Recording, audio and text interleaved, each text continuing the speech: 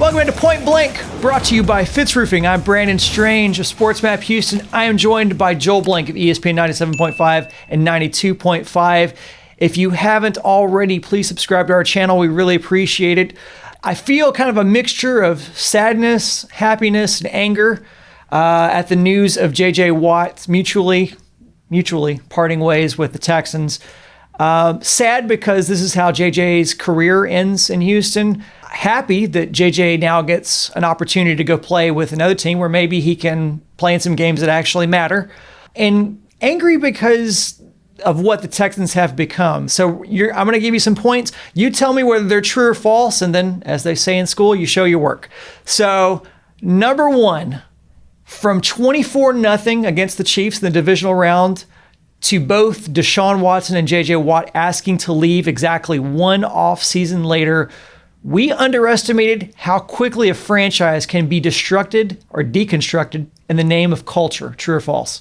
Absolutely true. Absolutely true, because until Robert McNair passed away, this franchise, from him being the savior that brought football back to this great city and this football-loving state, to the fact that the run that the Texans were on, the way they conducted their business, the way everybody looked at this as one of the model franchises in the NFL, there was a firm belief amongst Texans fans, both locally, statewide, and nationwide, that this franchise was not going to change. Nothing was going to be different, and they were always going to be handled with class. That all changed within a 12-month period of time. The reputation has done a complete 180. And now they've become the laughingstock of not only the National Football League, but the entire country as they view sports franchises.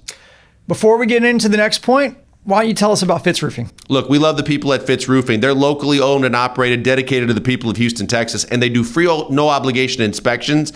Just call them and set up an appointment. 832-521-3001. They come to you. They tell you what they can do, from fixing a leaky roof to putting a whole new roof on your business or your house or anything commercial or for your own family. They're going to take care of you every step of the way. It's Fitz Roofing, making a difference one home at a time. Okay, Joel, number two.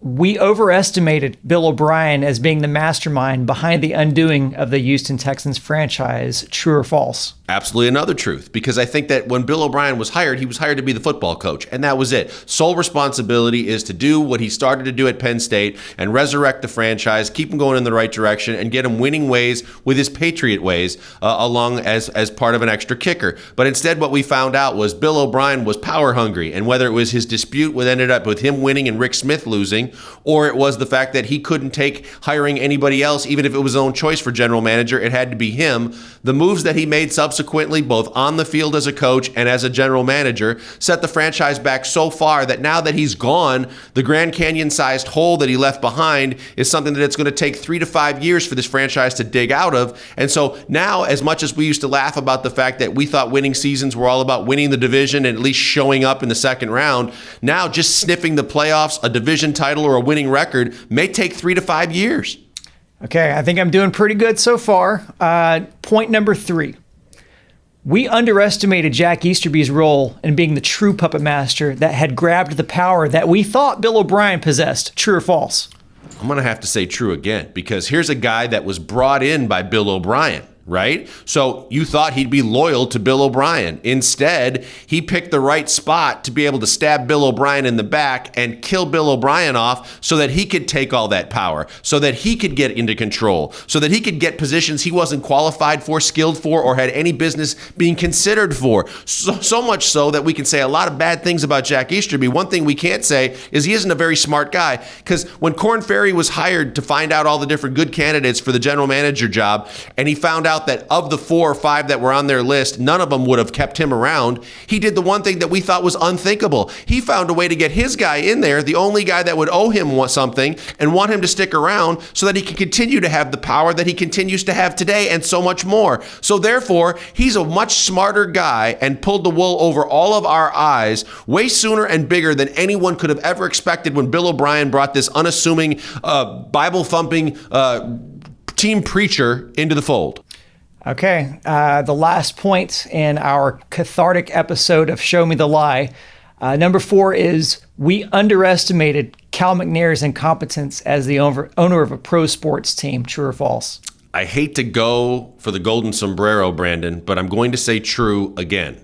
because as much as he was sheltered and was fed a silver spoon his entire life, we thought that Cal was educated. We thought that Cal was smart. And being able to watch his dad for so many years, we thought he learned a lot of stuff along the way. Little did we know how wrong we were, because once he was able to take the reins over from his dad, it has been an unobliterated disaster. And every time he opens his mouth or decides to go along with a decision, it just digs a bigger, deeper hole and embarrasses this city and this franchise more and more.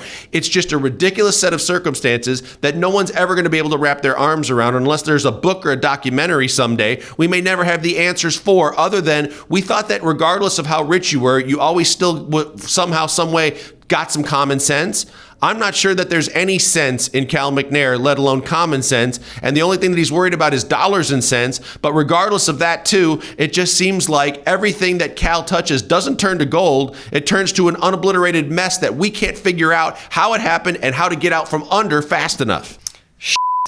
I think the word you were looking for is it all turns to shit.